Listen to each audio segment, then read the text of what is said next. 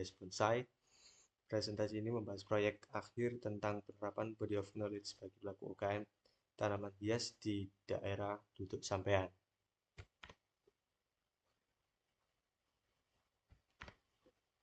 Breakdown klasifikasi pembagian body of knowledge sendiri ada body of knowledge economy and human factors. Kategori ini mencakup aspek ergonomi dan faktor manusia yang berpengaruh dalam desain dan pengembangan produk.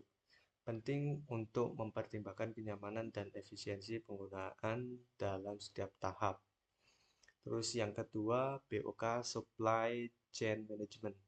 Di sini kategori berfokus pada manajemen rantai pasok, mencakup semua proses yang terlibat dalam pengadaan, produksi, dan distribusi barang. Efektivitas dalam manajemen rantai pasok sangat penting untuk meningkatkan keuntungan dan kepuasan pelanggan.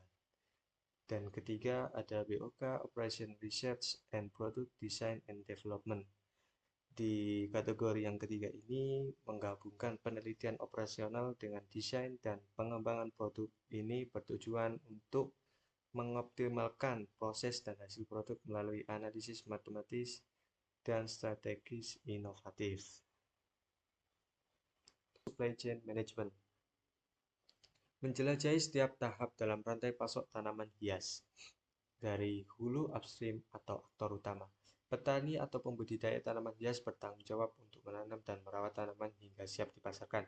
Mereka adalah tulang punggung dari rantai pasok, memastikan kualitas dan kesehatan tanaman sejak awal.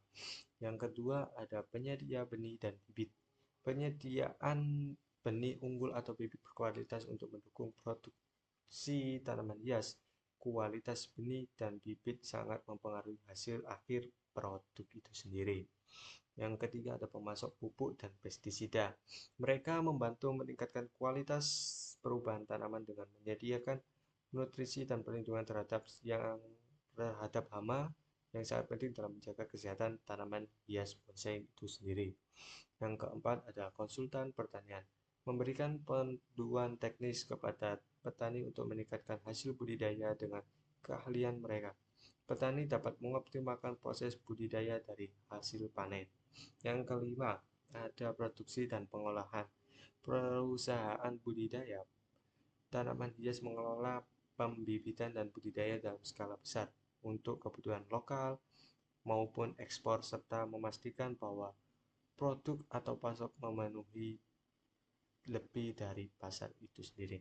Terus pekerja kebun bertugas merawat tanaman termasuk penyiraman, pemupukan, pemangkasan, dan mereka memiliki peran yang sangat penting dan sangat vital dalam menjaga kualitas tanaman. Tim quality control atau tim pengecekan memastikan tanaman yang dihasilkan sehat, menarik, dan sesuai dengan standar pasar. Mereka berkontribusi pada kepuasan pelanggan dan reputasi produk.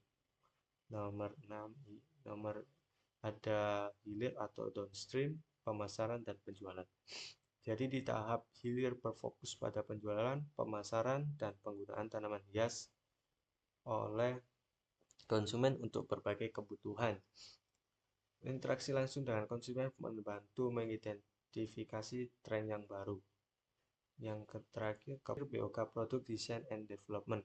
Fase produk saat ini, usaha tanaman hias bonsai Mas Fajar Ilham berada dalam fase berkembang. Produk yang dihasilkan memiliki keunggulan seperti penggunaan bonsai pilihan yang segar dan bahan alami, serta tidak terkena jamur. Dengan peralatan sederhana, usaha ini dapat memproduksi bonsai secara mandiri dan sudah memiliki pelanggan tetap. Fase produk masa depan. Produk tanaman hias bonsai dapat bertahan di pasaran jika kemasannya terjaga dan tidak terkena sinar matahari. Produk unggul ini tidak dapat menggunakan bahan pestisida. Ini tabel data dan proses usaha